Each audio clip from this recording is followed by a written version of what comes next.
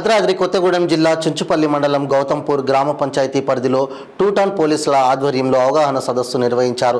ప్రగతి గ్రామ సమైక్య విఓఏ పద్మ ఆధ్వర్యంలో నిర్వహించిన ఈ అవగాహన సదస్సు కార్యక్రమానికి ముఖ్య అతిథిగా కొత్తగూడెం డీఎస్పీ రెహమాన్ పాల్గొని మహిళలు అప్రమత్తంగా ఏ విధంగా ఉండాలో, పిల్లలు చెడు వ్యసనాల నుండి ఎలా రక్షించుకోవాలో, గంజాయి మత్తు నుండి పిల్లలను ఏ విధంగా రక్షించాలో వారికి డీఎస్పీ వివరించారు.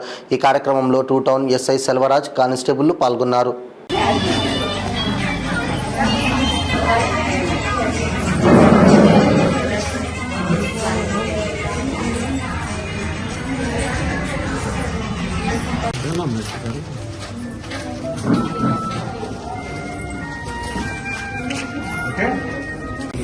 మీకు కలిసి వచ్చింది. మీకు కావాలంటే అది 20 తులాలు బంగారంని మీకు తక్కువ రేటుకి ఇస్తాం. పొలం అక్కడ బయట 50,000 ఉంటుంది, 10,000కి ఇస్తాం. చాలా సాంఘిక కార్యకలాపాలు ఇప్పుడు వీటిని బారిన పడకుండా ఇంటికి ముఖ్యమైన వ్యక్తి తల్లి, భార్య, కుమార్తె, ఆడవాళ్ళు ఎలా ఉండాలి అంటే ఎలా ఉండడం అంటే తల్లిగా బాధ్యతలు ఏంటి, ఉన్న ప్రపంచంలో ఈ సెల్ ఫోన్ ప్రపంచంలో ఏం ప్రమాదాలు జరుగుతున్నాయి, ఈ గంజాయి అనేది ఎట్లా జరుగుతుంది, ఆడపిల్లలకు వచ్చే యూపీని ఎలా చేస్తున్నారు, వీటిని మనం ఎలా కంట్రోల్ చేసుకోవాలా, మనకు మనం ఎలా రక్షణ పొందాలని చెప్పేసి మీతో మాట్లాడించుకుంటున్నానమ్మా. ముందుగా ఫస్ట్ ఈ సెల్ ఫోన్ ఒకటి సైబర్ క్రైమ్లు అనేవి ఉంటాయి. ఈ సైబర్ క్రైమ్లో భాగం ఏంటంటే ఇప్పుడు ఏదో తెలియని యాప్ ఒకటి వస్తుంది. సెల్ ఫోన్ అందరి దగ్గర స్మార్ట్ ఫోన్ ఉంది, ఏదో ఒక యాప్ వస్తుంది, మీకు లక్కీ లాటరీ వచ్చింది, ఒక 10 లక్షలు వచ్చింది, మీరు లింక్ ఓపెన్ చేయండి అంటారు. మనకి 10 అంటే ఇలాంటి రాంగ్ కాల్స్, ఇలాంటి రాంగ్ మెసేజెస్, ఇలాంటి cheating messages cyber cell phone ద్వారా వచ్చినప్పుడు మీరు వెంటనే ఏం చేయాలంటే ఒక నిమిషం ఆలోచించాలి. ఒక నిమిషం ఆలోచించేసి ఇది నిజమా అబద్ధమా, ఈవిడెవడు ఎందుకు చేస్తాడని చెప్పినా 50,000 20,000 అవి కష్టార్జితం. మీరు కష్టపడేటువంటి డబ్బులు, 24 గంటలు శ్రమించే డబ్బులు, మీరు మీ భర్తలు మీ పిల్లలు కష్టపడి సంపాదించే డబ్బులు. ఈ డబ్బులు ఉత్తపుణ్యానికి ఎవడికో తెలియని వ్యక్తికి, తెలిసిన వ్యక్తికి ఇస్తే సరే అప్పితే వాళ్ళు రియల్ కాకపోతే రేపిస్తాడు. వాడు వెనక ఉంటుంది, కనీసం వాడి వెననే ఉంటుంది. అది లేకుండా ఎవడో తెలియని వ్యక్తి, సైబర్ నేరస్తులైన వ్యక్తులు, వాడు ఎక్కడుంటాడో తెలియదు, ఏ విధంగా ఉంటాడో తెలియదు, ఏ దేశం ఉంటాడో ఏ రాష్ట్రం ఉంటాడో తెలియదు. ఒక సెల్ ఫోన్ అకౌంట్ ద్వారా ఎవరు కూడా మిమ్మల్ని వ్యక్తిగతంగా మీ ఓటీపీ అడగరు. ఉత్తపుణ్యానికి ఎవరు లోన్లు ఇవ్వరు, ఉత్తపుణ్యానికి ఎవరు జాబ్ ఇవ్వరు. బంగారం కానీ ఇంకే రకమైన కానీ ఎవరైనా యాక్సిడెంట్ కానీ ఏదైనా ప్రమాదం జరిగి మీకు ఇట్లా క్రియేట్ చేసి చెప్పేది ఏది కూడా నిజం కాదు. నిజమని ఎట్టి పరిస్థితుల్లో నమ్మకండి. అదైనా నమ్మి మీ యొక్క అకౌంట్లో మీరు కష్టపడి సంపాదించినటువంటి డబ్బులు ఏవైనా నేరస్తుల బారిన పడకుండా చేసుకోండి. ఇది సైబర్. రెండవది ముఖ్యమైనది, మీ పిల్లగాళ్ళు ఉంటారు, చదువుకుంటుంటారు, 10th class, 8th class, 9th class, 10th class. ఈ ఏరియాలో విచ్చలవిడి గంజాయి ఉంది.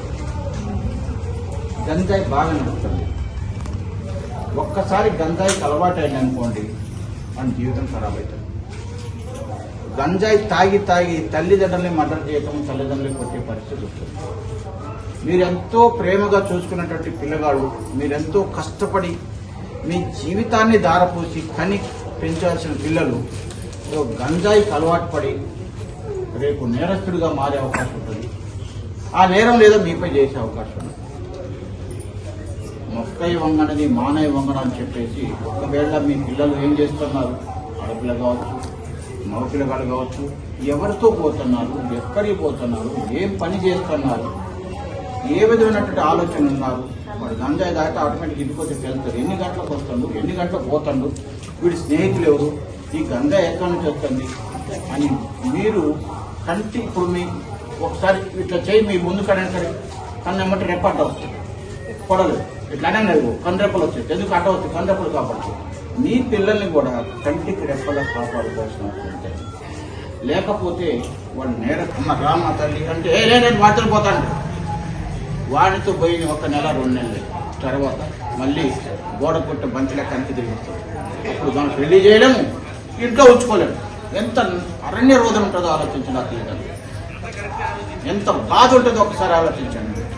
అంటే ఎందుకు చెప్తానంటే ఇలాంటి మనం మనిషిగా పుట్టిన తర్వాత కుటుంబ వ్యవస్థ ఏర్పడి ఒక భార్యాభర్తలు అయ్యారు, ఒక పిల్లలు అయ్యారు. ఎవరిని ప్రేమిస్తారు? ఫస్ట్ తల్లిదండ్రులు ప్రేమిస్తారు, తర్వాత ఎవరిని ప్రేమిస్తారు? పిల్లల్ని ప్రేమిస్తారు.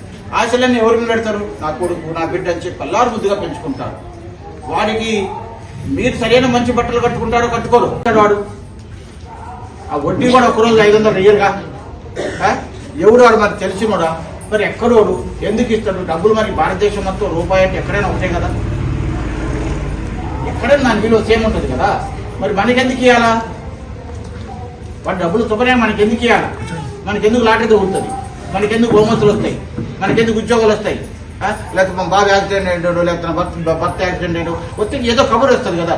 పోలీస్ స్టేషన్ కేసు అయిందని పోలీసులు వస్తారు, కానిస్టేబుల్ వస్తాడు, లేకపోతే ఎస్ఐ వస్తాడు, ఎస్ఐసి వస్తాడు. ఆ నెంబర్ కరెక్ట్ కన్ఫర్మ్ చేసుకొని వెరిఫై చేసుకొని లోకల్ నెంబర్ ఉంటుంది. ఇవన్నీ ఆలోచన చేయాలి. ఇలాంటి వాటిని భారీ పడవచ్చు దయచేసి. ఇది భారీ పట్టడం అంటే ఇది ప్రపంచవ్యాప్త భారతదేశం మొత్తం కూడా ఉన్న సమస్య. రోజుకి కొన్ని ఏదైనా అన్యాయం జరుగుతుంది, ఎక్కడైనా ఏదైనా అంటారు. న్యాయం ఉంటే ఎక్కడికైనా పోయి పోరాడచ్చు. ఎక్కడికైనా ఈ న్యాయం అయితే